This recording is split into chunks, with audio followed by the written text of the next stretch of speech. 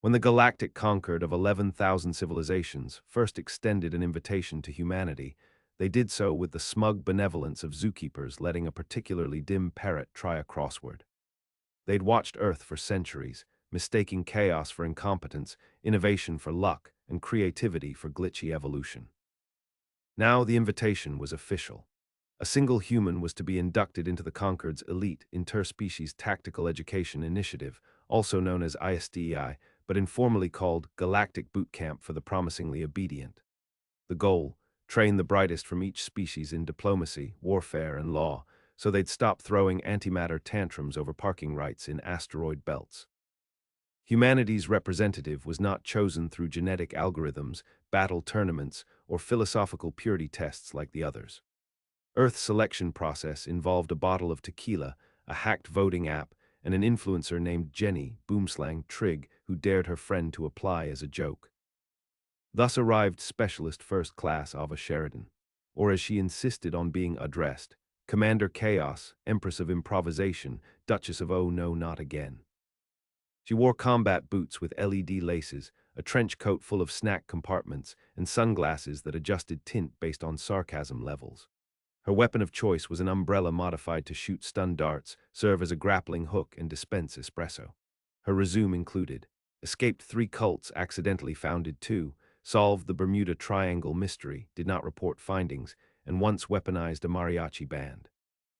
She stepped off the human transport ship onto the Concord's immaculate training facility orbiting a serene blue star, looked around at the uniformed rows of stoic alien cadets, grinned, and immediately tripped over a ceremonial welcome drone, which exploded into glitter. The Kelter Commandant, a sentient crustacean with a vocabulary composed entirely of syllables resembling someone sneezing into a trombone, introduced himself. Ava saluted with a coffee cup.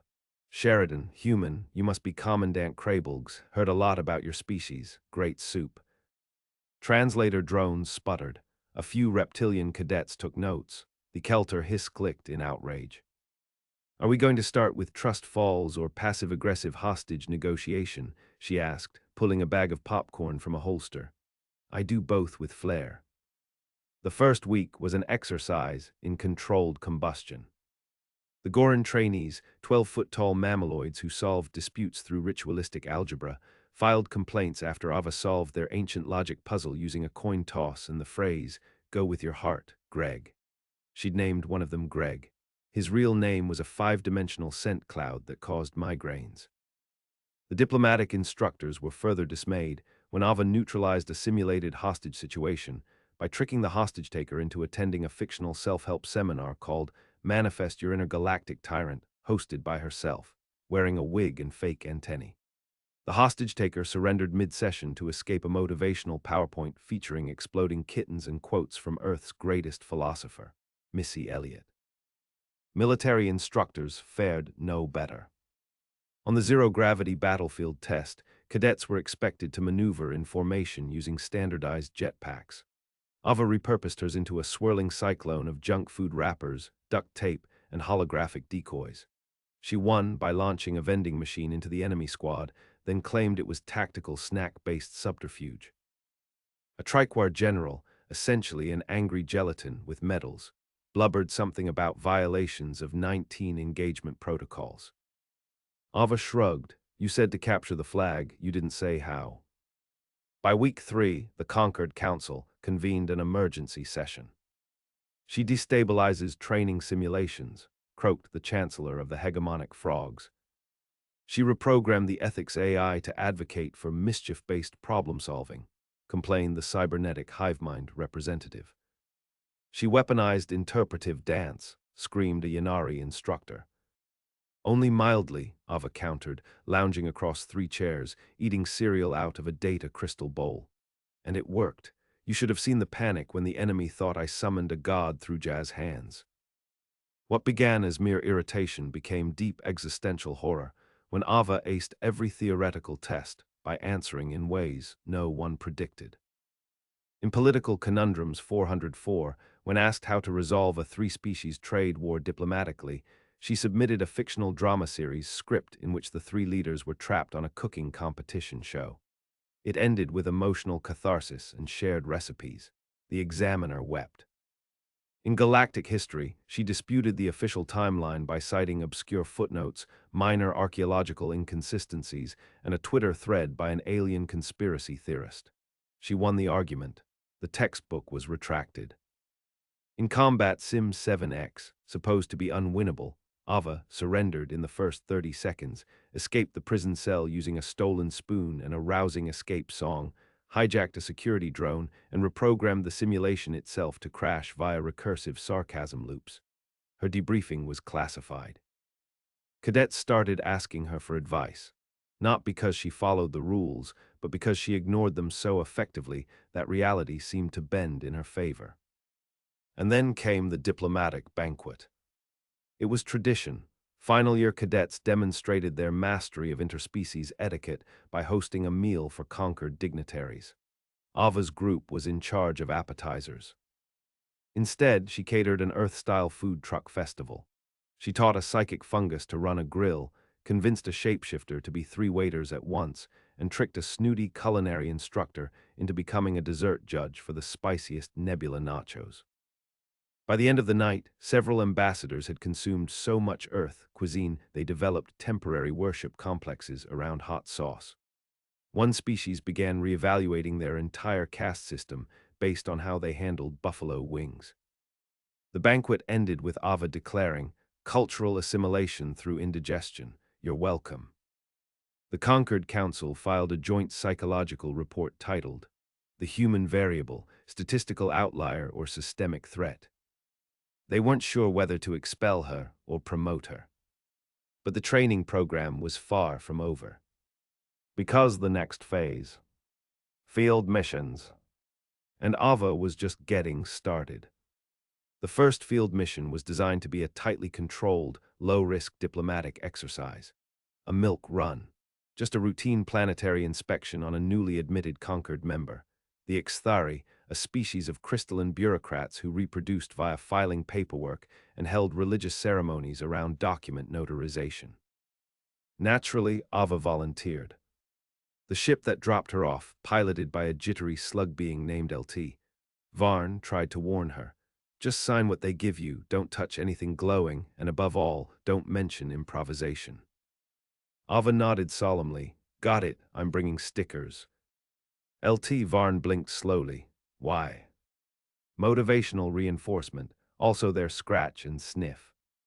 She strolled into the Ixthari Capitol Tower wearing a blazer with plan, never heard of her, emblazoned on the back. The interior shimmered like a disco ball designed by an accountant. Crystalline corridors resonated with faint humming from millions of pending approval requests. Ava was escorted by an Ixthari liaison named FZZL Tranar 1, who introduced himself by presenting 17 forms, 4 legal disclaimers, and a notarized thought. He had a voice like wind chimes in a wind tunnel. You must follow standard diplomatic routing. This includes sector clearance forms, intention declarations, and behavior predictability matrices. Ava licked a sticker and slapped it on FZZL's forearm. It said, "You tried. I hereby declare my intention to wing it." FZZL short-circuited slightly. Improvisation is punishable by procedural containment. And yet, Ava replied, spinning a pen like a butterfly knife, you invited me into your house. By hour 2, she'd accidentally discovered an administrative paradox in their municipal water system, where hydration permits had expired 3 centuries ago but were retroactively approved last week. Several officials entered emergency meditative bureaucracy loops to resolve the contradiction. By hour 5, she'd installed a suggestion box labeled Reckless Ideas Welcome that received 38,000 entries within the first 10 minutes, including one from a janitor who proposed replacing the planetary currency with a motion-based trade. By hour 7, she'd legally married and divorced herself using loopholes in the Ixthari matrimonial selfhood statute, just to show how many redundant form layers existed. FZZL begged her to stop. You don't understand, he pleaded, now covered in at least 6 motivational stickers, one of which said bureaucracy is just slow magic. If you keep uncovering these contradictions, we'll have to convene the grand audit. That hasn't happened in 800 years. Ava smiled. I live to inconvenience ancient institutions. The grand audit was invoked. It took place inside a geometrically impossible chamber, where auditors floated and phase shifted between realities to analyze the metaphysical consistency of civic operations. Entire departments were dissolved in real time. One minister aged in reverse and became his own intern. A paper shredder achieved sentience and filed for workplace harassment. In the chaos, Ava leaned back in a borrowed hoverchair and sipped bubble tea through a spiral straw. You know, if you guys just accepted that some systems thrive on unpredictability, this wouldn't feel like an interdimensional panic attack. The Ixthari High Chancellor shimmered into view. Human, you have caused systemic instability in our civilization's core functions. Glad to help, Ava said, handing him a business card made of laser-cut toast. It read, Ava Sheridan, consultant in tactical confusion and existential productivity. The Conquered recalled her the next day. Back at the training facility, instructors were no longer hiding their panic. She caused a revolution by pointing out a comma splice in a tax law, hissed the administrative overseer. She made the planetary AI cry. With sarcasm, muttered a robotic ethics instructor. Ava was summoned for a formal inquisition. She walked into the council chamber, flipping a yo-yo that emitted tiny sparks every time it spun. Miss Sheridan, said High Directive Commander Nalvac, a being who looked like a sentient prism and sounded like a disappointed dad filtered through a supernova. You were meant to observe. Instead, you destabilized one of our most consistent member species. Cool right, Ava replied. I even gave them a slogan, embrace the chaos, reform through panic. Your methods are alarming. My results are spectacular. And your attitude is insubordinate. Ava looked straight into the ocular cluster of a Goran War instructor and said, insubordination implies the existence of a superior plan. Despite everything, her success rate was perfect. Every mission, no matter how absurd, ended with improved interspecies communication, decreased hostilities, and however unintentionally, a spike in civic innovation. They couldn't expel her, not without admitting that chaos might be a valuable asset. So they sent her on a real mission. The planet Dravon 4. An active war zone. Two rival factions, the Hydrax Coalition and the Feral Syndicate, locked in a century-long conflict over mineral rights, ancestral pride, and who got to name the third moon. Both sides had refused peace talks for decades. Ava arrived with a suitcase full of wigs, 20 gallons of glitter, and a whiteboard labeled Plan. Yes, no. Within 12 hours, she infiltrated both factions under separate identities, General Vortexa for the Hydrax and the Scarlet Strategist for the Feral. She convinced each side that she was a legendary figure from their own cultural mythology, returned to guide them to victory. She orchestrated an elaborate series of staged miracles, including redirecting a satellite to play their national anthems over every comms channel while releasing biodegradable confetti from drones. After 3 days, both factions declared her a divine emissary and agreed to a temporary truce so she could commune with the celestial spreadsheet of fate. She used that window to redirect their weapon systems into a cooperative farming initiative, repurposed military factories into theme parks, and rewrote their constitutions using the plot structure of a telenovela. Her closing act involved broadcasting a fake documentary suggesting the war was staged for intergalactic reality television, and both sides were just really good actors. When the Conquered arrived to assess the ceasefire, they found her wearing ceremonial robes made of recycled battle flags, eating popcorn with both faction leaders, now best friends after a shared hallucinogenic vision quest involving an alpaca-shaped peace god. You're welcome, she said, as the diplomats stared. That night, the Conquered commandant wrote in his personal log. We invited the human to learn from us. She is now teaching the galaxy.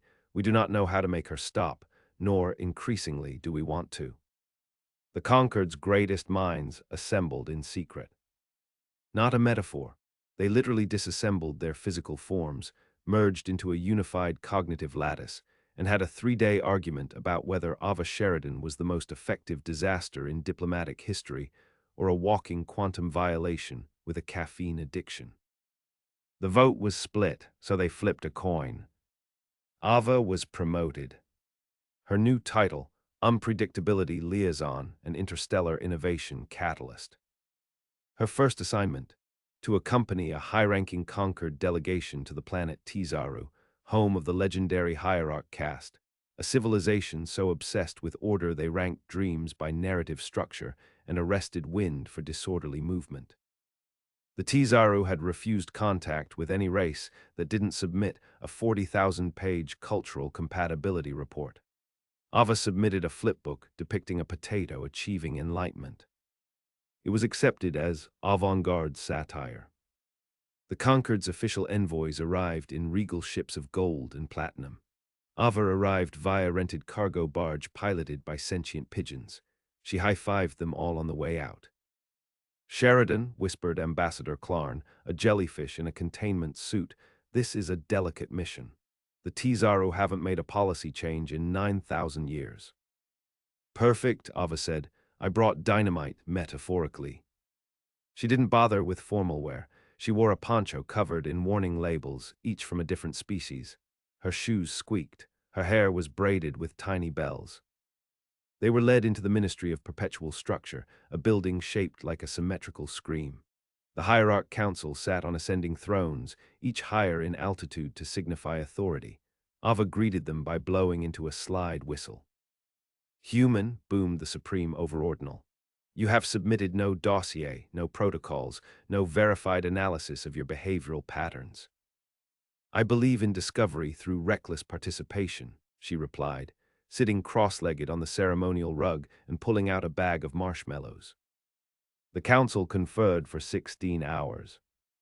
In that time, Ava repainted a hallway to look like a nonsensical optical illusion maze, installed a feeling suggestion box outside the Bureau of Expected Emotions, taught a janitorial drone to freestyle rap, reprogrammed their ceremonial hourglass to play yakety sax when flipped. By the time the council returned, they'd already begun arguing among themselves. Something had fractured. A lower-ranking hierarch had asked a forbidden question: what if efficiency isn't the highest virtue? The question spread like a philosophical virus. Ava took full advantage. She proposed a new form of intergalactic negotiation based on improv theater. The Tizaru, horrified yet morbidly curious, allowed a demonstration. Ava enlisted their top bureaucrats for a game of yes and diplomacy.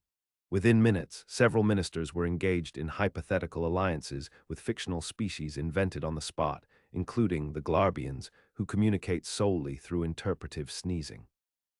The Supreme Overordinal demanded order. Ava handed him a banana with a treaty written on the peel. "You can't spell Banana Republic without rep." He threw up in his helmet. Back on the Concord ship, the other delegates expected a reprimand. Instead, the Tizaru sent a follow-up message. They wished to explore avenues of unstructured cooperation and requested Ava return for an extended chaos residency.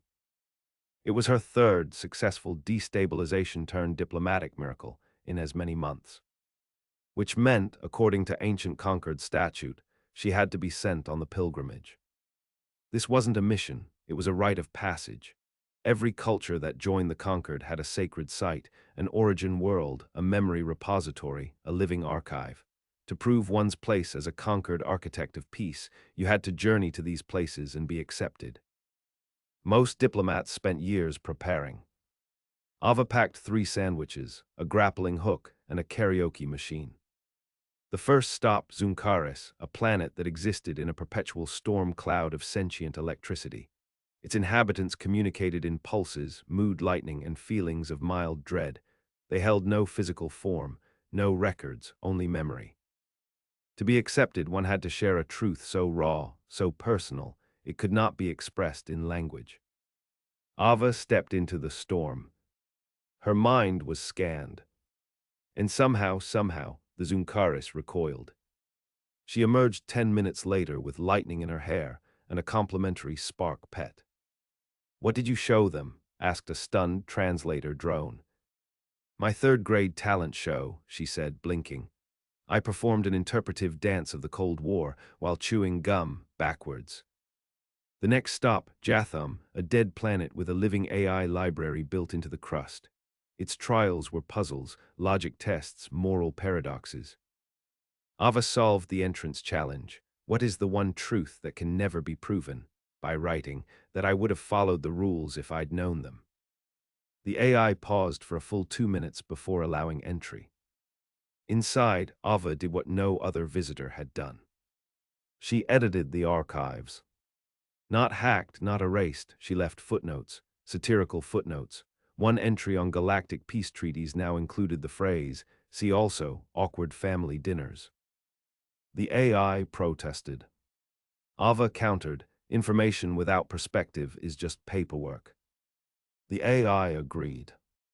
2 planets accepted her, more followed. The pilgrimage was supposed to humble diplomats. Ava turned it into a scavenger hunt of cosmic absurdity. One trial involved befriending a moon that had trust issues. Another required choreographing a dance for an audience of telepathic fungus. At one point, she helped a species remember its own history by acting out their myths with sock puppets. The final test came on Threxallen, where the Concord's very charter had been signed. Here, elders gathered once every 50 years to review galactic progress and roast marshmallows over volcanic vents. Their trial was simple: propose a new law. Ava stood before them, cleared her throat, and said, "No rule should be older than the people it governs." The silence was immediate.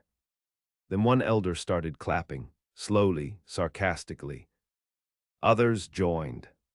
It turned into applause. Sort of. And thus, Ava Sheridan completed the pilgrimage. Her return was heralded by some as divine retribution, and others as meme-worthy galactic enlightenment. But there was no time for celebration. Because something had noticed. Something old. Something that hated unpredictability. The first sign was a synchronized malfunction across 8 planetary weather systems. Then, the automated diplomatic beacons began speaking in anagrams. Concord communication relays looped a single phrase across every known language. Stability must prevail. The anomaly must be neutralized. At first, the Concord suspected a cyber attack. Then a cube the size of a moon appeared near Concord central space. No approach detected, no propulsion signatures. It simply was. Smooth, gray, and aggressively symmetrical, so flawless in construction that it caused mild vertigo just to look at it. They knew what it was. They'd hoped it was extinct. The precursors. Ancient, hyper-advanced entities who once ruled the galaxy like interstellar librarians with tyrannical filing systems. Millennia ago, they vanished after deciding the universe was statistically inefficient.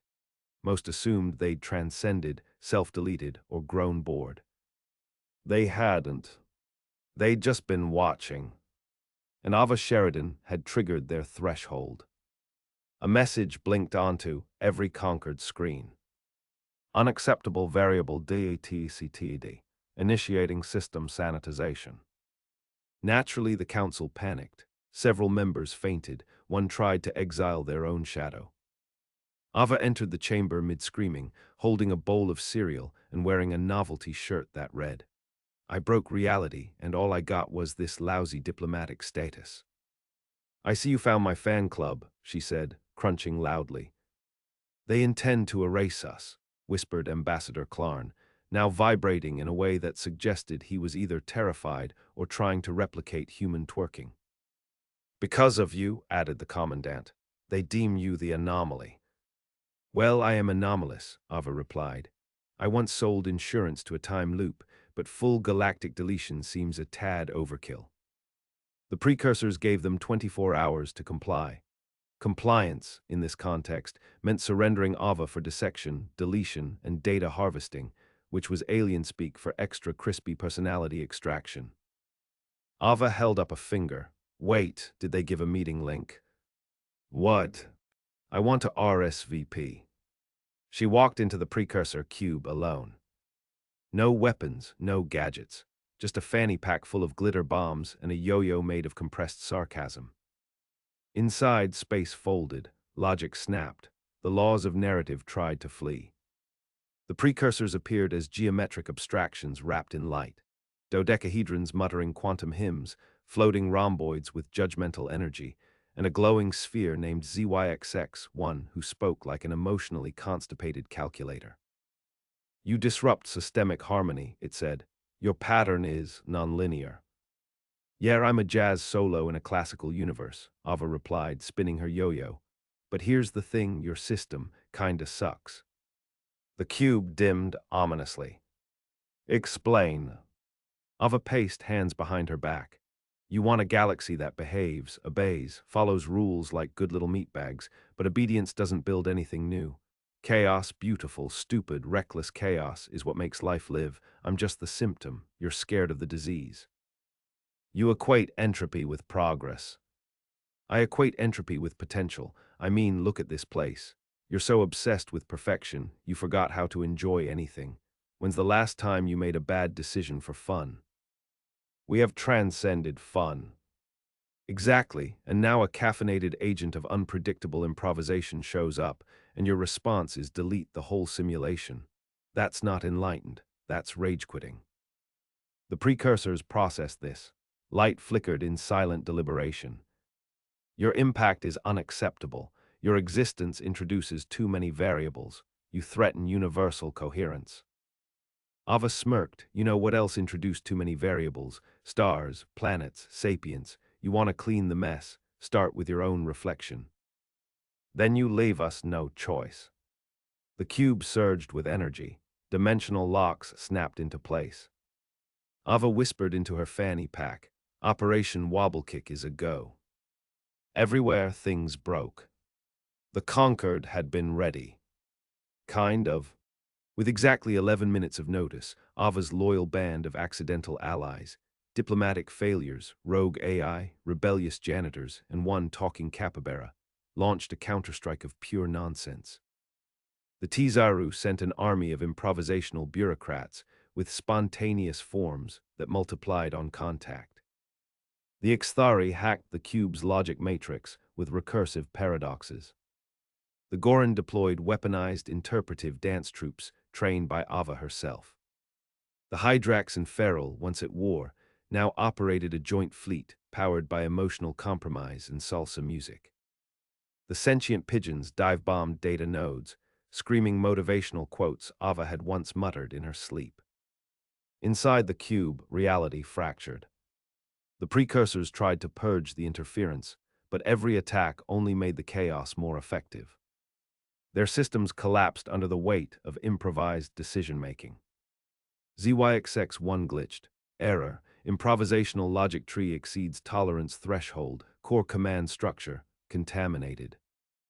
Ava stepped forward. You don't get to control the ending anymore. With a flick of her yo-yo and a glitter bomb tossed directly into the cube's central processor, she walked out. Behind her, the cube folded in on itself, imploded into a singularity of frustrated rigidity, and was eaten by a sock puppet black hole generated by one of Ava's earlier prank projects. The precursors were gone. The conquered didn't celebrate at first. They just stared. Then slowly, planet by planet, applause began to echo across the stars. In the aftermath, the council gathered one final time to deliver a verdict. They made Ava something no species had ever been given before. Not a title, not a promotion, a category. The Universal Charter was updated. Under new classifications of conquered representatives, there now existed a single, standalone field. Sheridan-class operative. Definition: an agent of beneficial disruption whose actions cannot be anticipated, duplicated, or explained using conventional logic. Deploy only in emergencies or parties. Ava's reaction was characteristically humble. She got the phrase tattooed on her arm and immediately tried to trademark it for a line of energy drinks. But the story wasn't quite over. Because out there, in the weird edges of the universe, something else had seen what happened. Something older. And it was curious. The artifact was found orbiting an unlisted star in a sector so forgotten it didn't even have a number, just a shrug emoji on most galactic maps. It was a cube. Not precursor, older, stranger. It pulsed with colors that made seasoned quantum archaeologists taste banjo music. Its surface constantly rearranged into unintelligible script, every line a riddle, every angle a joke told by a sentient maze having a nervous breakdown. Inside was a message. Congratulations, Chaos Vector, you have unlocked Tier 2. Ava read it upside down while eating spicy noodles from a helmet. Oh, sweet, I leveled up. The Conquered, fresh from barely surviving the first existential crisis, responded with practiced horror. You mustn't touch it, begged Ambassador Clarn, now technically three separate consciousnesses due to a misunderstanding with a philosophical vending machine. Ava tapped the cube again. Too late, it touched me. From the artifact emerged a projection. Not light, not sound, but a feeling. A vibe. A vibe that said, ready for another round. The council screamed in 17 languages. The Tier 2 initiation event began instantly. Every hyper-intelligent race with access to meta-awareness, every species that had gazed into the heart of a neutron star and whispered, maybe, into the void, felt it simultaneously. A cosmic broadcast. A signal that bypassed language, tech, and culture. Ava Sheridan was now a player. Not just in conquered politics, not just in diplomacy. In the game. No one remembered how the game started. It existed in rumors, footnotes, and abandoned simulations that refused to be deleted. It was older than law, older than logic. Some said it was invented by the first civilizations to escape boredom. Others believed it was reality's debugging mechanism wearing a funky hat. The rules were simple. Win. The methods undefined. The opponents constantly shifting. The prize unknown. The stakes reality, probably. The entry fee, a complete disregard for cause and effect. Naturally, Ava was thrilled. Her first match dropped her into an abandoned arena shaped like a Möbius pretzel. Her opponent was a pan-dimensional chess master who communicated only through dramatic eyebrow movements. Ava beat him by teaching a rook to juggle and convincing the board it was a dance floor. The final move was labeled, check please. The second round dropped her in a bureaucratic simulation run by sentient forms. She filed a motion to declare herself the winner based on moral ambiguity and the rule of cool. Motion granted. By round 7, she was playing 13 games simultaneously, including reverse hide-and-seek with invisible philosophers, competitive daydreaming in an unstable thoughtscape, a cooking competition judged by a black hole with opinions on presentation. Each win expanded her influence. Not political, narrative. The more she bent the rules, the more reality itself adapted. Worlds tilted toward unpredictability. AI started writing poetry in their bug reports. Time travelers began avoiding her in causality loops, citing narrative contamination. Her legend grew. Sheridan-class operatives became a field of study. Conquered academies established whole departments dedicated to strategic improvisation and snack-based warfare. Entire planets invited her to just exist near them in hopes of second-hand enlightenment. And she started to notice something strange. Every game, every opponent was a test. Not of power, not of intellect. Of her. As if the universe itself was poking her with a stick, trying to see what she'd do next. Then came the final round. The setting, a planet that did not exist yesterday. It was every city Ava had ever visited, layered atop each other in kaleidoscopic chaos. Skyscrapers wept confetti, sidewalks looped into existential riddles. The clouds formed sarcastic shapes. It was Ava's mind turned inside out and played through a symphony of absolute nonsense. Her opponent. Herself. Another Ava stood across the field, wearing a business suit made of contract clauses and spite. You've become a trope, said Mirarava.